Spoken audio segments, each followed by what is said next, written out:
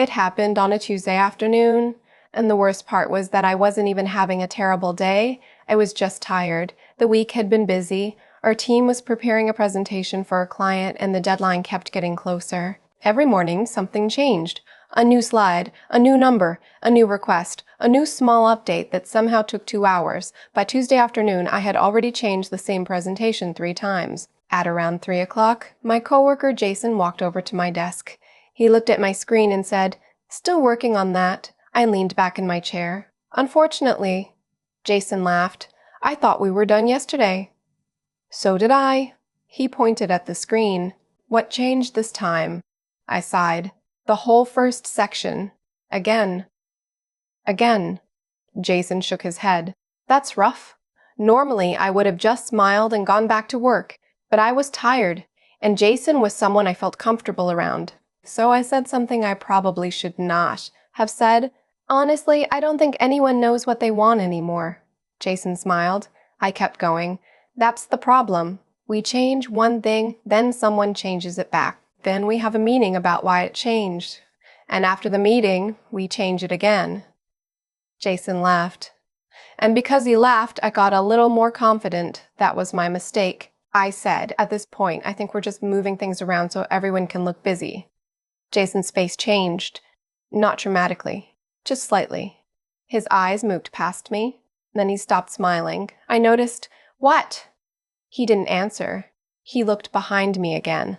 And suddenly I knew. I turned around. My boss, David, was standing about 6 feet behind me, holding a coffee. He had definitely heard me. I don't know how long he had been standing there. Maybe 5 seconds. Maybe 30. It felt like 3 hours. David looked at me. I looked at David. Jason suddenly became extremely interested in his laptop. David took a small sip of coffee. Then he said, "Sounds like you've had an interesting afternoon. I wanted the floor to open. I wanted the ceiling to fall. I wanted the fire alarm to go off. Anything. Instead, I said, 'Yeah?' That was all I could think of. 'Yeah.'" David nodded once. Then he said, "Carry on." And he walked away. I stared at my screen. Jason waited about 2 seconds.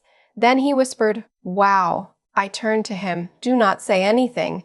"I wasn't going to." "You were absolutely going to." He tried not to laugh. "I'm sorry. This is not funny." "It's a little funny." I looked toward David's office. His door was closed. My stomach dropped. "What do you think he heard?" Jason said, "Probably enough."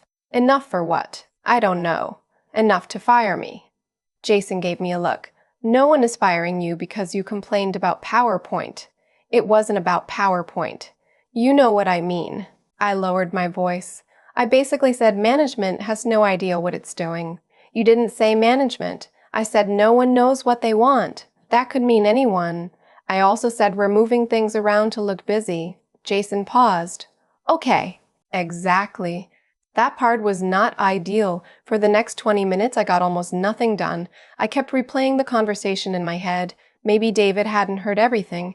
Maybe he had only heard the last sentence. Actually, that was worse. Maybe I should go to his office and explain. No, that might make it bigger. Maybe I should send him a message. What would I even say? "Hi, David, just wanted to clarify the insulting comment you overheard 5 minutes ago."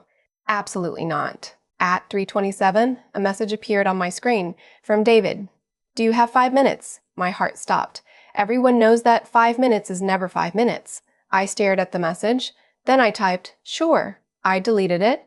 It sounded too relaxed. I typed, "Yes, of course." That sounded guilty. Finally, I wrote, "Yep, I can come by now." I walked toward his office. Jason looked at me. I pointed at him. "If I don't come back, delete my browser history." He laughed. I did not. I knocked on David's door.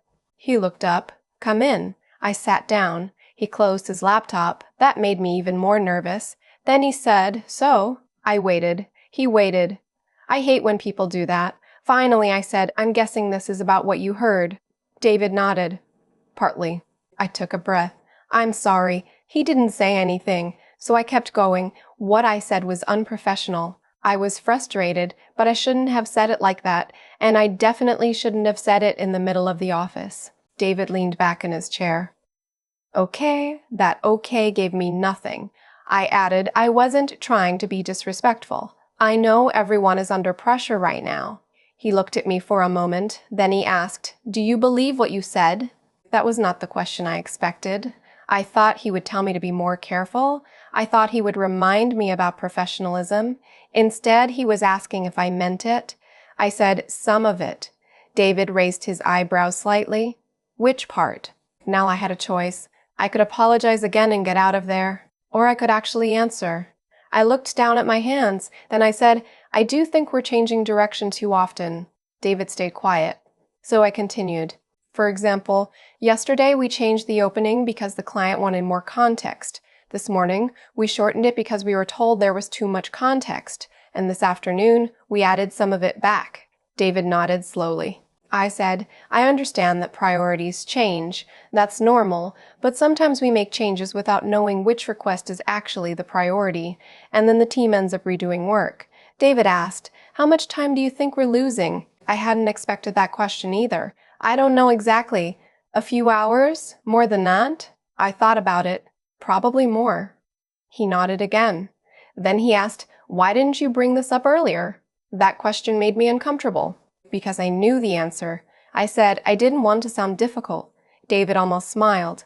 "So you complained to Jason instead?" I closed my eyes for half a second. Apparently, yes. That made him laugh. Just a little. And suddenly I could breathe again. I said, "I know that sounds terrible. It sounds human." Then his expression became serious again.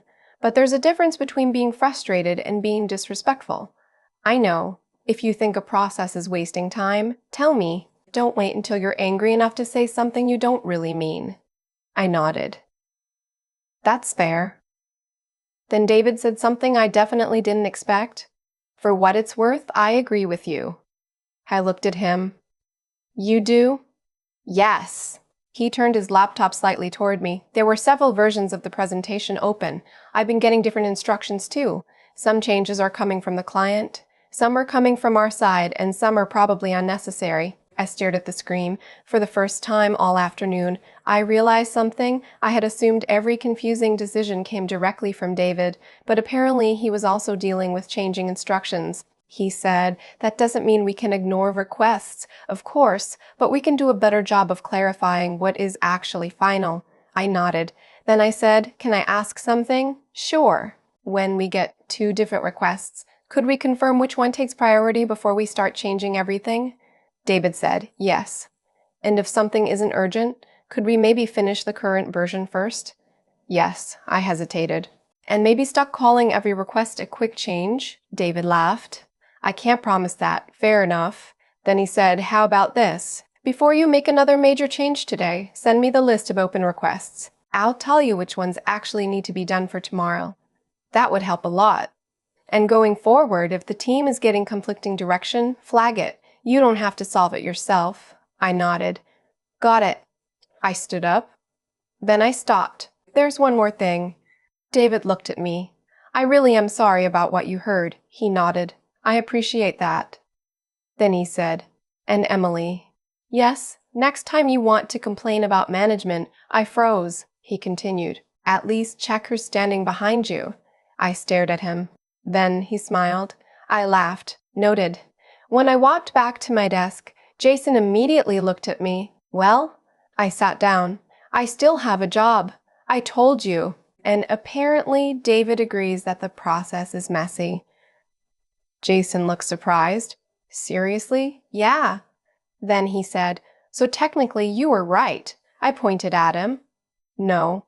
This is not the lesson." "What is the lesson?" "The lesson is that if you have a problem, talk to the person who can actually fix it." Jason nodded. "That sounds mature." "And check behind you before complaining. That sounds more useful." I laughed. Then I opened the presentation again. A few minutes later, David sent me a message. "Only update slides 3, 6, and 9 today." That was it. 3 slides, not 12. I almost wanted to frame the message. At 4:30, I finished the changes. For the first time that week, I closed the file without wondering if someone would ask me to redo the whole thing. That afternoon taught me something I still think about. Complaining feels easier than speaking up. When we complain to a coworker, there is very little risk. They understand us. They agree with us. We feel better for a few minutes. But nothing changes. Speaking directly to the person involved is harder. You have to explain the problem clearly. You have to stay calm. And you have to be ready for the possibility that you don't know the whole story. That was exactly what happened to me. I thought David was creating all the confusion. He wasn't. He was dealing with it too. I still think I was right that the process needed to improve, but I could have handled it much better. Instead of saying, "No one knows what they want anymore," I could have said, "I'm getting a few conflicting requests. Can we clarify which one takes priority?" Instead of saying, "We're just moving things around to look busy," I could have said, "I'm worried we're redoing the same work. Is there a way we can confirm changes before we start?" Same problem. Very different conversation, and much lower chance of turning around and finding your boss holding a coffee behind you. If you enjoy learning real workplace English through stories like this, subscribe to FluentTrail English. We'll keep learning through the awkward, funny, and very real situations that actually happen at work. See you in the next episode.